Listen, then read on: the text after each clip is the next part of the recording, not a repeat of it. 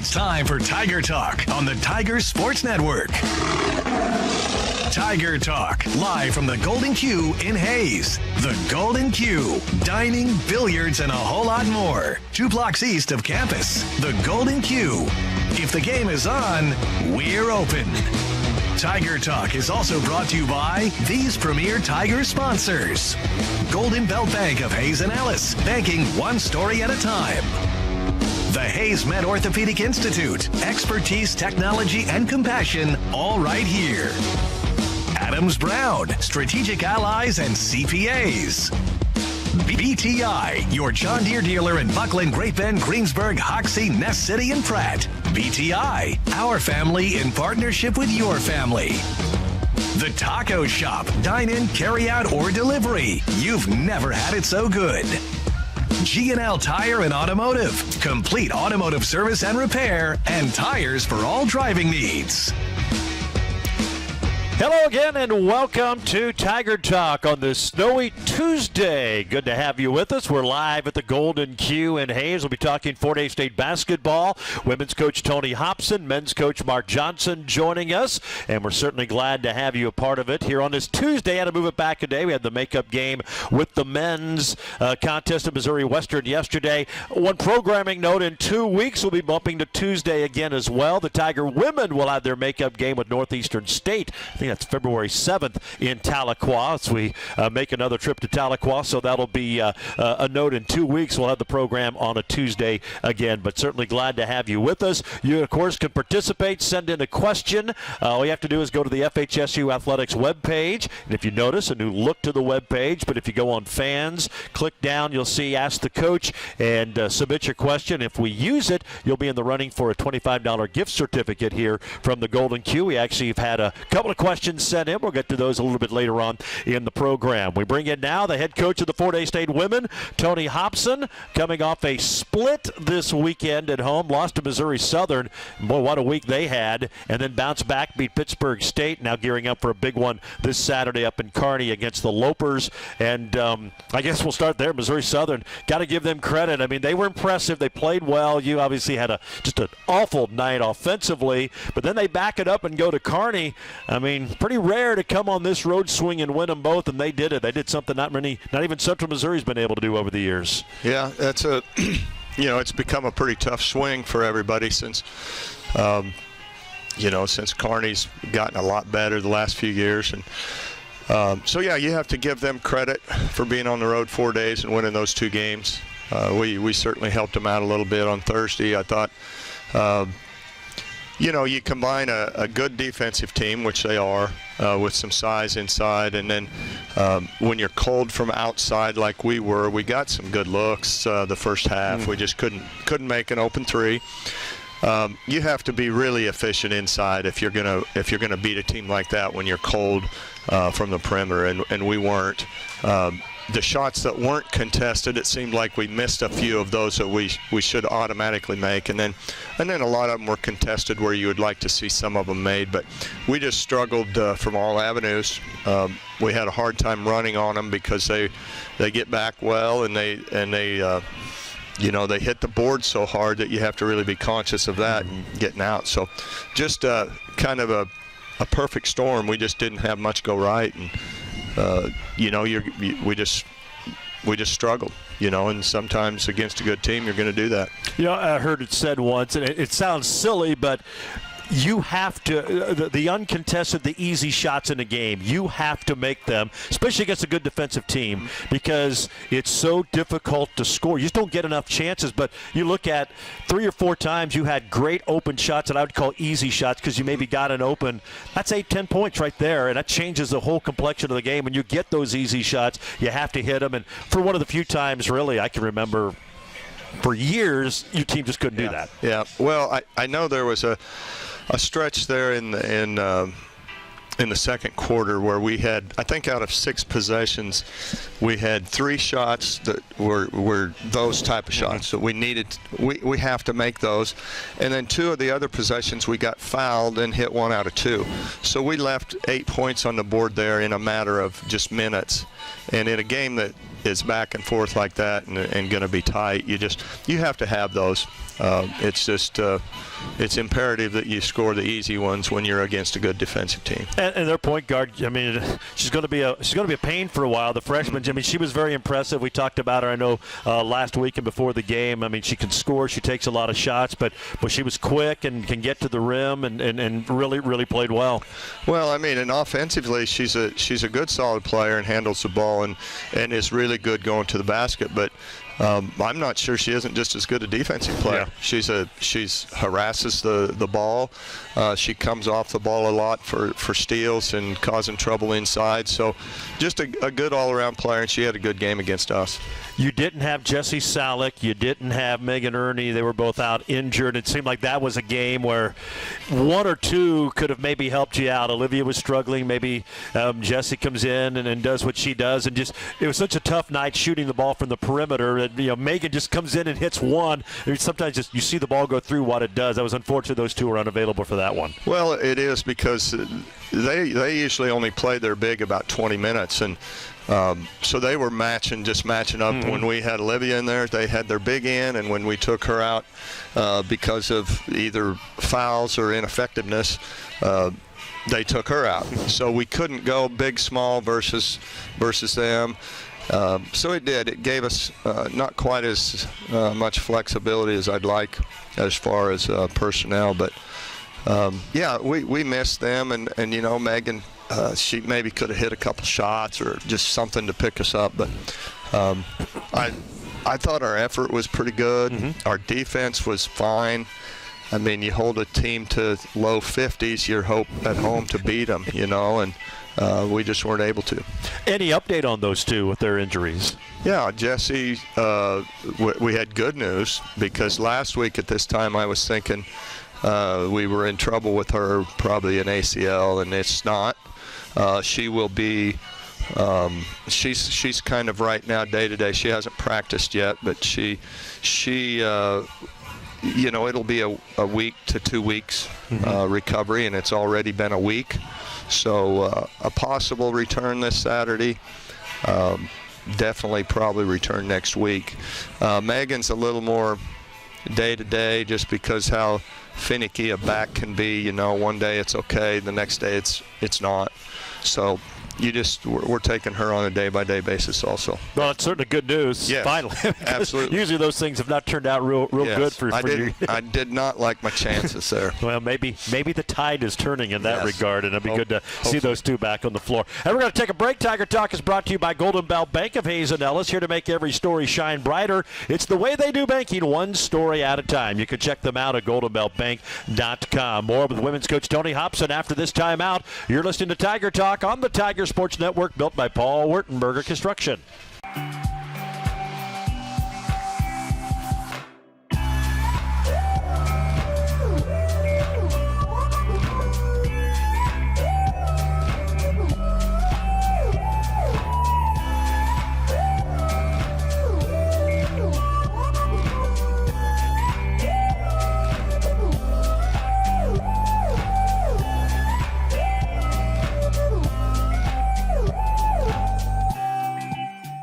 Rebound, Jill Saver fires it up the floor. Good catch in traffic by Randall. Has it on the right wing. They leave her open for three. Bang! She knocked it in. Whitney Randall's third three. She has 10. It's a 4-point game. 35-31. 10-0 run for Fort Hays State. That was some of the action from Saturday. A bit of a thrilling game as the Tigers rallied to beat the Pittsburg State Gorillas. Welcome back to Tiger Talk. We're live at the Golden Q, just 2 blocks east of campus. If the game's on, they're open. Tiger Talk also presented by Adams Brown, where they do more than just run numbers and file tax returns. They work hard to become strategic allies. Adams Brown, strategic allies and CPAs. We're joined by women's coach Tony Hobson. Thrilling game on Saturday, and boy, after Thursday's loss, I mean, that was a big game, and it was not looking good. You're down 14 fairly early in the second quarter, and it's kind of like, here we go again. I've seen this movie before, but give your gals credit. They found a way to get things going, and just a thrilling win and a much-needed victory. Well, it just, Whitney gave us a spark on the offensive end and hits a shot to get things going, and we have a little 10-0 run, and boy, it was important for us to get back in that game right then. We couldn't let it we couldn't let it slide, even go, you don't even want to go in at half down 10 or 12. So we made a good run and stopped them a few times. And boy, you just have to make some shots on occasion to get things going. And really, really gritty of our team, I think, at that point of that game. We're a little tired. We were really extended on Thursday.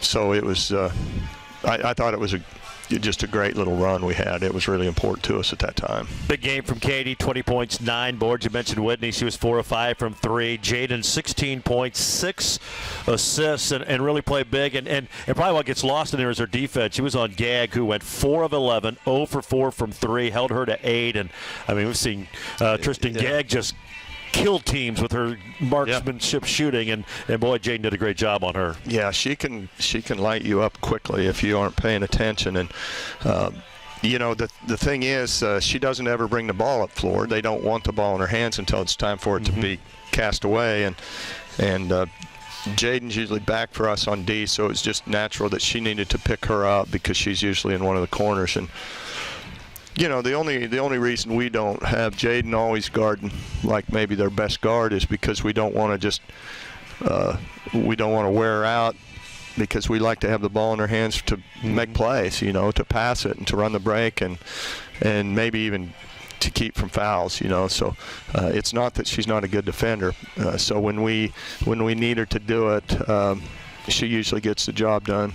And so it was a good all-around performance from her, and offensively I thought she looked just a little more aggressive than she has been.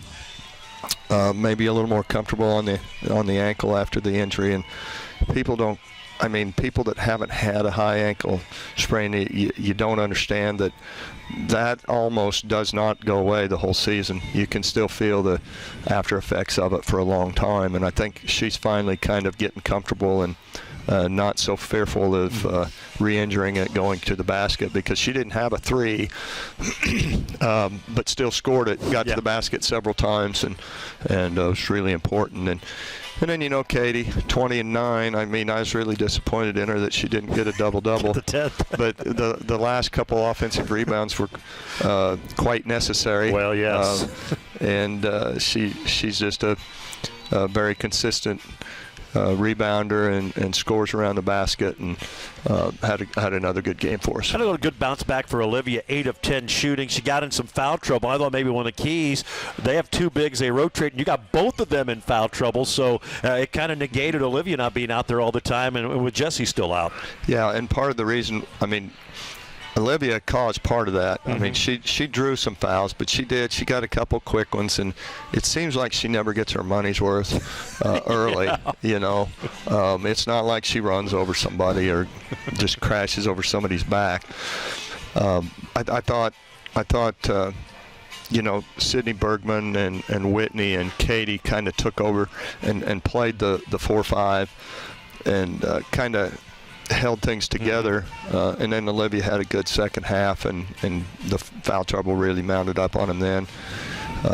So she had a good bounce back game, because she struggled on Thursday against Southern, as we could make a list.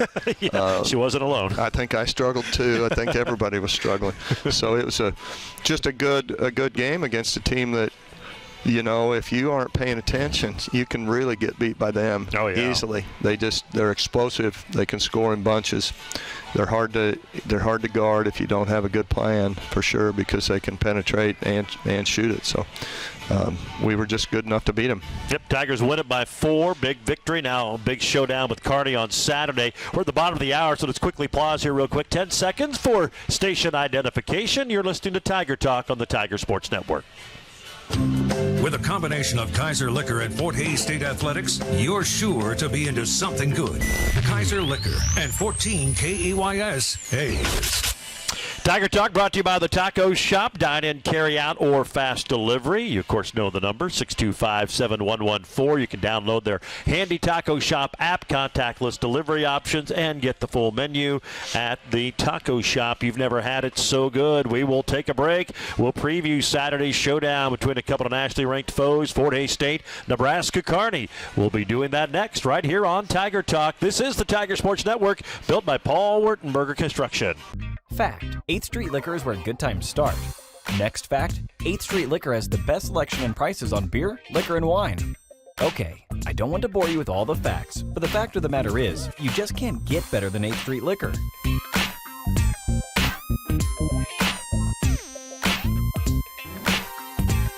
Yep, 8th Street Liquor, where good times start. That's the fact. Jack? Oh yes, they have plenty of Jack too.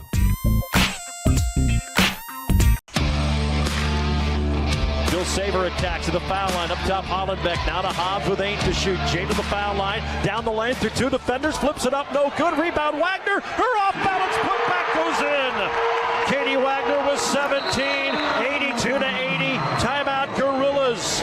And it being a game-winning stick back for Katie Wagner Saturday in the victory over Pittsburgh State. That was a difficult shot because she's kind of off balance. She was trying not to step on. I think Jane hit the deck and tried to avoid stepping on her and still banked it in. Obviously, You mentioned some big offensive boards down the stretch, and then none bigger than that one right there. Yeah, well, not only just getting the board, but how many times do you see in our games that somebody gets a board in there and they can't get it back up? Mm-hmm.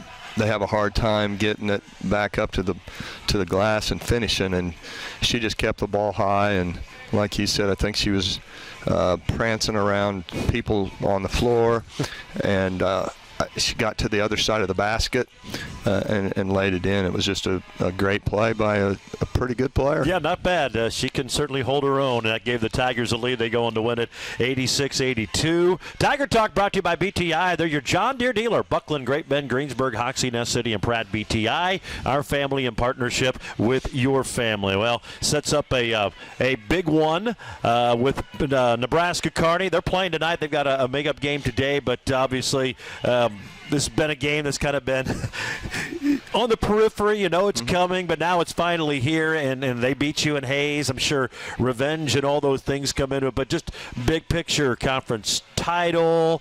You look for regional, potential hosting, all those things. I mean, this game is going to have a big bearing on all of that stuff. Yeah, it sure does. And, you know, our kids, I know they'll be ready to play. You just hope they aren't too keyed up and nervous. And, you know, we play, like I've told you before, it seems like we're playing just as well or better on the road than we are at home this year. And we played really well up there last year. So, you know, we'll see what happens, but it's going to be a tough one, and we'll just see if we can maybe. Yeah, we take the first 3 quarters of the last game and just finish it out better. But again, they're similar to Southern in a lot of ways defensively. They're stingy. They're big on the wings, and they guard you well. And you have to really take advantage of your opportunities and hit the open shots that you do get.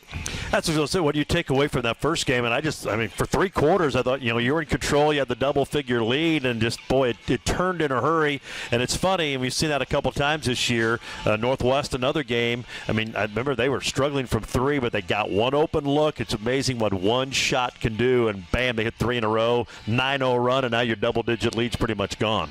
Well, and then when you're down, that first one goes. Sometimes you're taking them a little quicker than you normally would. Maybe you're taking shots you normally wouldn't take, and I think sometimes you just shoot better in those cases. You know, said, hey, we're down 10. We got to get a shot up. You just take it in rhythm. You don't think about it.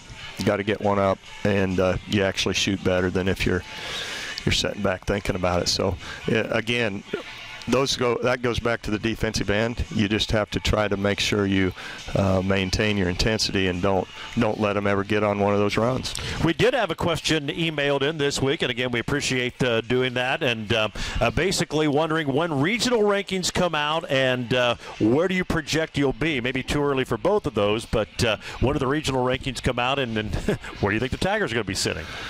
I'm trying to think when the first one does come out. I think it's possibly, I think 2 weeks. That's what I was. I think they do a practice one or whatever next week, and then so I'm saying 2 weeks they'll come out, and depending on what happens between now and then, if they were done today, if rankings came out today, we would be 1.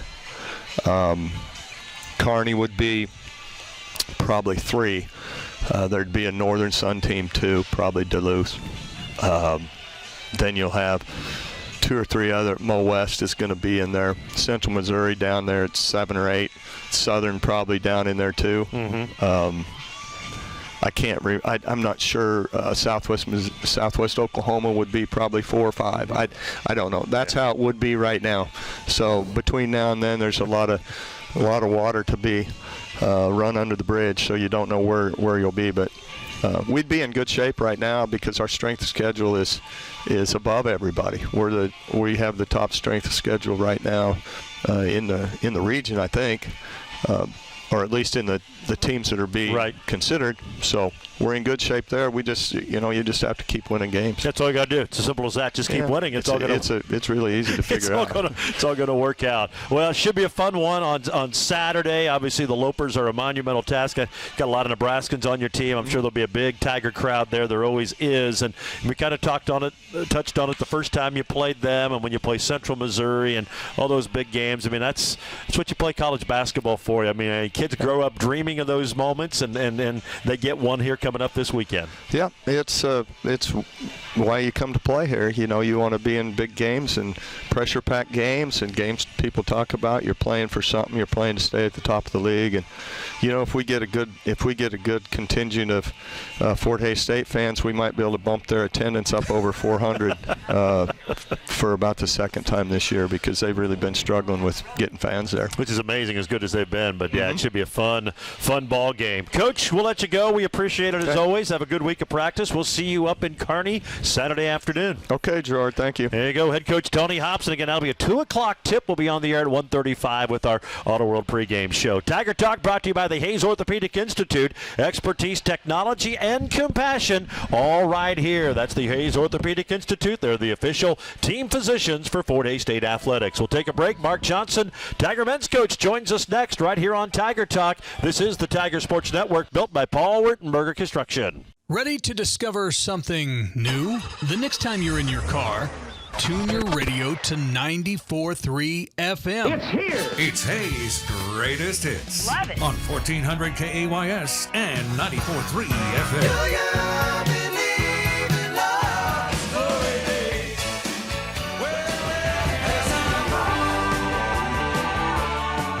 94.3 FM, KAYS. Go ahead, check us out. There's Danado on the right, dribbles, penetrates, now to Rock. He's open for 3. That's too strong. Tipped up by Hamperian. Fitzdom grabs it, scores. He's fouled. A chance for a 3-point play. Fitzdom has 8.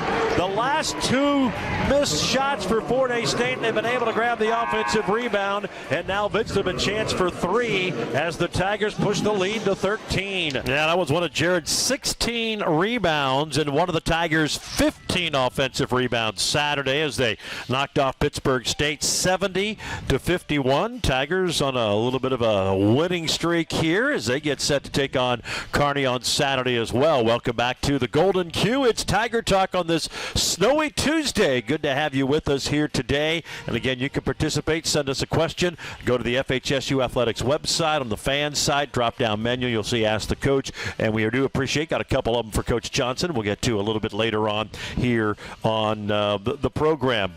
Nice little run for your guys. Obviously an impressive win over Southern. Backed it up on Saturday against a very athletic Pitt State team that certainly battled through injuries and a lot of different issues. And then the third game in 5 days, and you go win yesterday. And we talked about it. 2 games in 17, then 3 in 5. Kind of had a bunch of them, but you guys really gutted through all that. Yeah, that's what we talked about before the game. We were all whining and complaining about only having 2 games in 17 days. You can't turn around because you get to play 3 and 5 and go the other way with it. So I thought our guys did a good job embracing the opportunity and being ready to play. really played well all these last 3 games. Southern played well, entirely well offensively for the entire game. The first half didn't guard to the level we'd like to see. And then Pitt State, really like they went to that zone, and that highlight there, the big key was we just crashed the offensive glass and kept being able to score, even though they went zone and weren't necessarily making perimeter shots very well. And then yesterday, offensively, it kind of all came together again. I thought we were 8 of 13 from 3, and when Jared can he made 3 threes. I think it's the first time he's done that this year. He made 2 against Southern, I believe, and before that he had only made 2 threes in a game one time.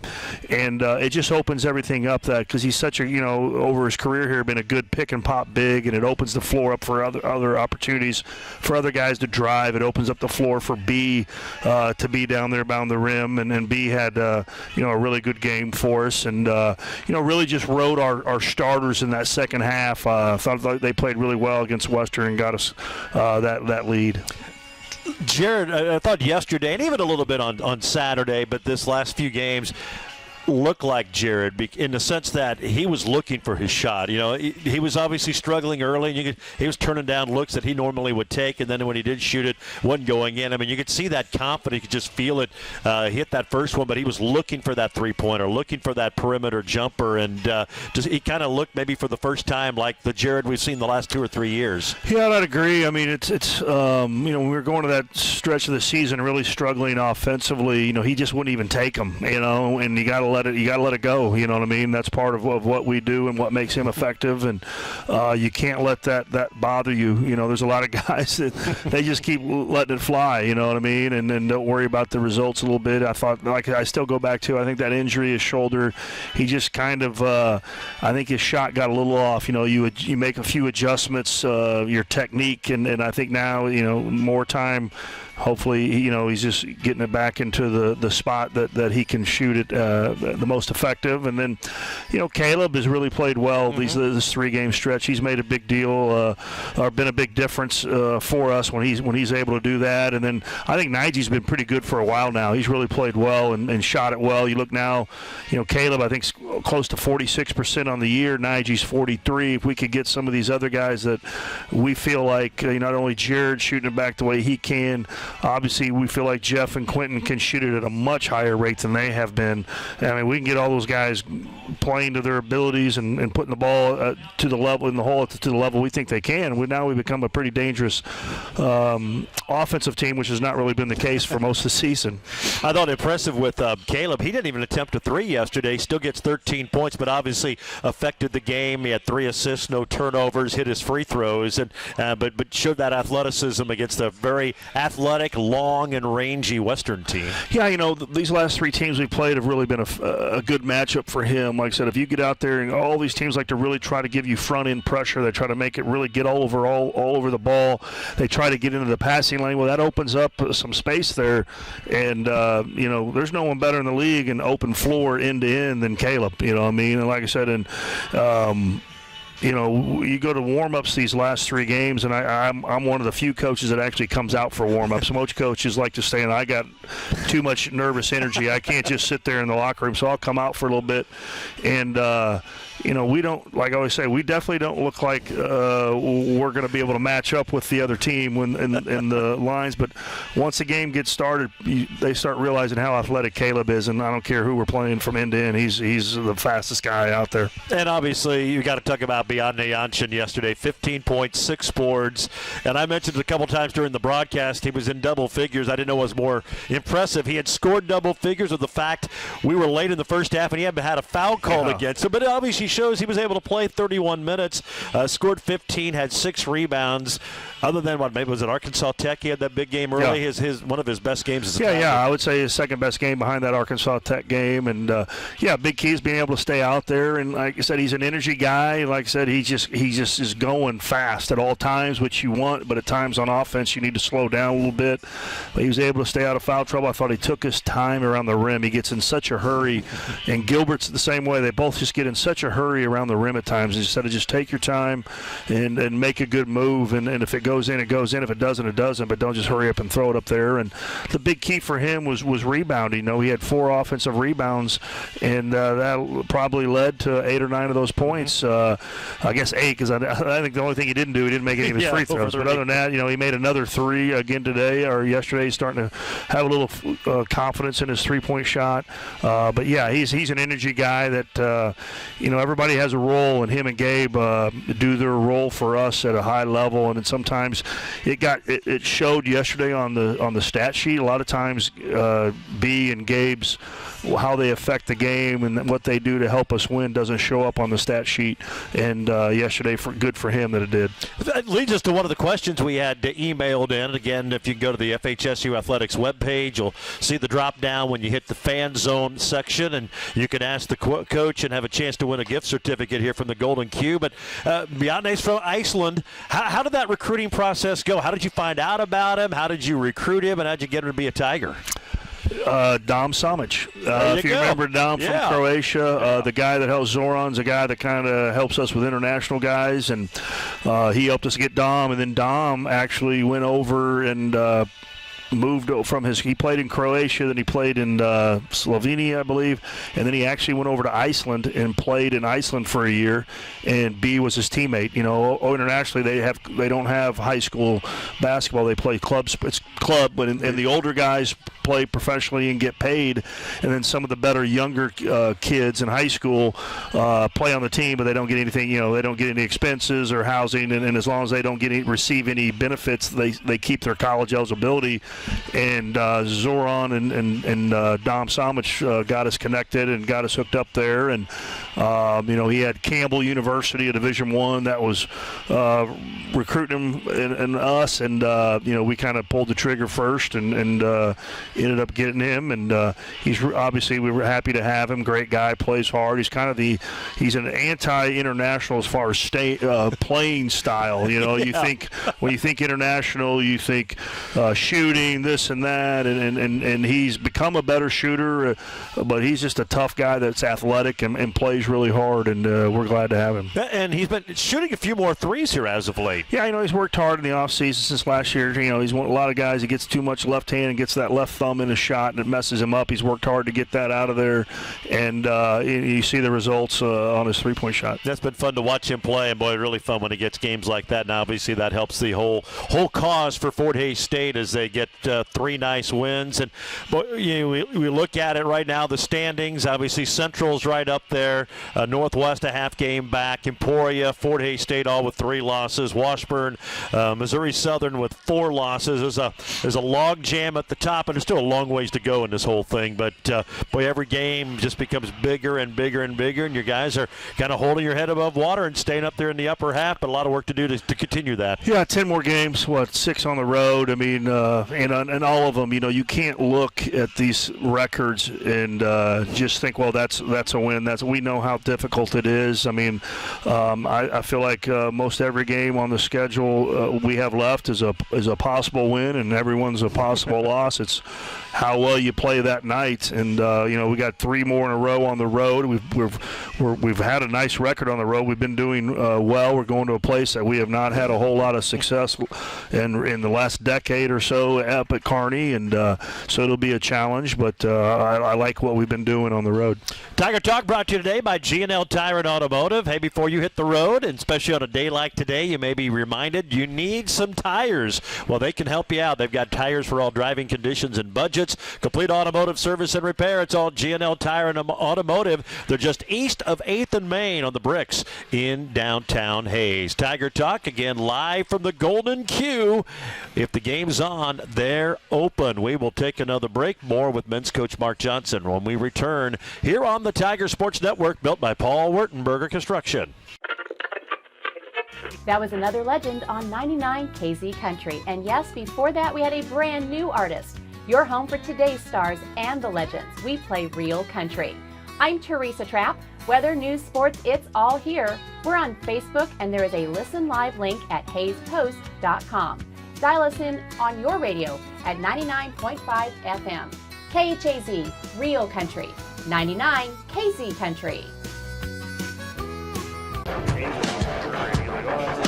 Here's Rock to the foul line. No look to Pichel in the corner. Janssen open for three. Bang! He knocks it in right in front of the Western bench. That was Bjarne Janssen's only three yesterday. That was a big one after the Tigers had fallen behind by 8, rallied, led by as many as 17, that kind of had to hold on. And you touched on it after the game, boy. Whether it's baseball, it doesn't matter the sport, closing out a game, especially on the road. It's just, I don't know why it's so difficult, but boy, it is difficult, and it was tough yesterday. Got a little nervous there down the stretch. Yeah, we did just enough. It's like baseball. It's amazing how the guy comes in to get the last 3 outs of the 9th inning. It's just different than even the 7th and the 8th. You know, I think it's just you see it all the time in every sport. I mean, it's just difficult to. Finish. You're going. You're playing in a right mindset. You're focused. You're all those things, and then you get that lead, and you just because you don't want to come down and shoot it within 5 seconds right away or 10. So you just get a different mentality somewhat, and when you're up 17 and you they cut it to 8. It feels like, oh gosh, you know what I mean? Where, normally if we get up an 8-point lead with a minute 45, you're like, this is this is great.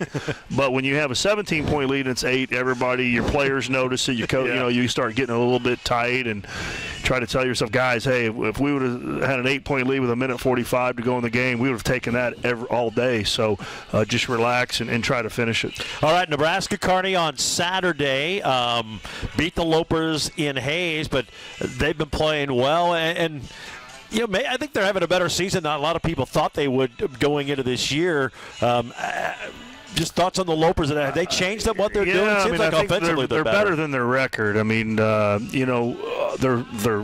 third in the league in offensive field goal percentage. They're first in the league in three-point field goal percentage. They are a very good offensive team. I think where they struggle, the MIAA is a big, strong athletic league, and at times they probably are struggling with I think athletically they have a hard time stopping some of these teams that are pretty athletic guys. But we'll have our hands. They're playing a different offense. They're loosened. They've loosened it up, and they're playing 2 other guys that maybe weren't playing when we played them, the batting kid and the Conley kid. And the last 2 games they're shooting 56% from 3. So it's going to be in that Nedeker.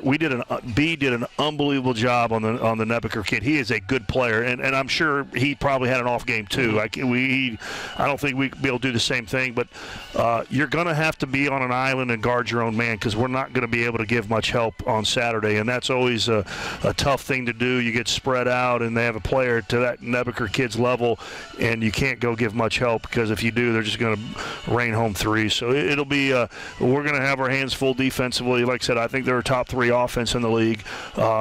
We got to be able to slow them down, and then can we continue to score? Because I think on the road at their place, we're going to score some points. I think we might have had our best defensive half all year against them here. I'd love to see that happen again, but I think that'll be hard at their place. And as you mentioned, boy, for whatever reason, that place has been just awful. I mean, you go back when it first built the Health and Sports Center, then you had a little stretch. They weren't as good. You had a pretty good run, but boy, lately it's like 7 or 8 straight. Yeah. That's been tough to play and tough to win. Yeah, that in Central Missouri is just hard. It's hard to shoot there. I don't know why that is. We just haven't had a whole lot of success making baskets there, and hopefully this is the year that we do that. Well, hopefully so. Hopefully the Tigers can keep it rolling, playing some good ball right now, and trying to keep the head near the top here in the MIAA. Coach, as always, appreciate the time. We will see you up in Kearney Saturday. All right, thanks, George. 2 and 4 o'clock, Tigers and Lopers will be on the air at 1:35 over on the Tiger Sports Network and Tiger Radio Mix 103. But certainly would love to have you come on up to the Health and Sports Center. Should be 2 great games, and support the Tigers and try to get a couple of road wins in Kearney. It's going to wrap up Tiger Talk. It's presented by Golden Belt Bank of Hayes and Ellis, Adams Brown, the Taco Shop, BTI, the Hayes Orthopedic Institute, and G&L Tire and Automotive, and of course live from the Golden Q, just 2 blocks east of campus. If the game's on, they're open. We'll be back here next Monday, but keep a note, 2 weeks from today, it'll be a Tuesday. Today, we'll be back on Tuesday in a couple of weeks because of a game on Monday. But we'll see you next Monday, 12:15, live from the Golden Q. It's Tiger Talk here on the Tiger Sports Network. So long, everyone.